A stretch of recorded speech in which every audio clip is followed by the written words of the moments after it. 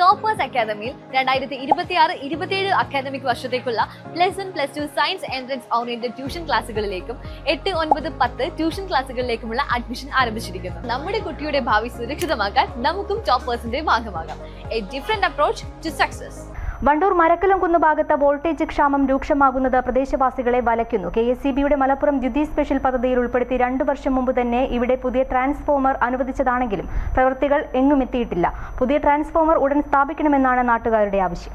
Turn K സ്കീമിൽ ഉൾപ്പെട്ടതിനാൽ കരാർ ഏറ്റെടുക്കാൻ ആളില്ലാത്തതാണ് പദ്ധതി വൈകാൻ പ്രധാന കാരണമെന്ന് അധികൃതർ പറയുന്നു.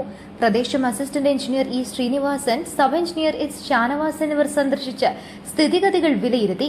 വോൾട്ടേജ് പ്രശ്നത്തിന് താൽക്കാലിക പരിഹാരമെന്ന നിലയിൽ സമീപത്തെ താലൂക്ക് ആശുപത്രി പരിസരത്തെ ട്രാൻസ്ഫോമറിലെ ലോഡ് കുറച്ച് മരക്കലംകുന്ന് ഭാഗത്തേക്ക് എത്തിക്കാനുള്ള ശ്രമങ്ങൾ നടത്തുമെന്ന് അസിസ്റ്റന്റ് എഞ്ചിനീയർ ഇ ശ്രീനിവാസൻ പറഞ്ഞു.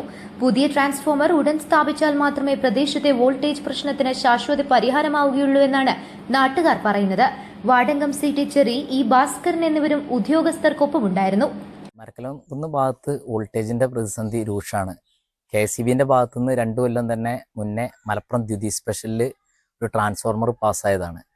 ആ പാസ്സായ വർക്ക് നമ്മൾ ടെൻഡർ പ്രൊസീജിയറിൽ അങ്ങനെ നിലമ്പൂർ സർക്കിൾ ഓഫീസിൽ നിന്ന് ചെയ്യുന്നു. പക്ഷെ അത് ടേൺ കീ സ്കീമിലായതുകൊണ്ട് തന്നെ ആരും അത് വർക്ക് എടുത്ത് മുന്നോട്ട് പോയില്ല. അപ്പോൾ അതാണ് ഇതിൽ വന്ന ഏറ്റവും വലിയ പ്രതിസന്ധി.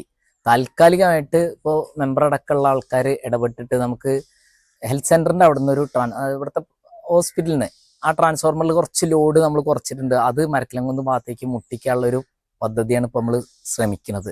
അതിൻ്റെ ഭാഗമായിട്ട് എന്തായാലും കുറച്ച് വോൾട്ടേജ് മെച്ചപ്പെടും എന്നുള്ളതാണ് നമ്മൾ വിചാരിക്കുന്നത്. അപ്പോൾ ആ ഒരു പണിയിലേക്കാണ് ഇപ്പോൾ നമ്മൾ ഈ ഭാഗത്തൊക്കെ വന്ന് പരിശോധന നടത്തിയിട്ടുള്ളത്. ഇത്രയാണ്.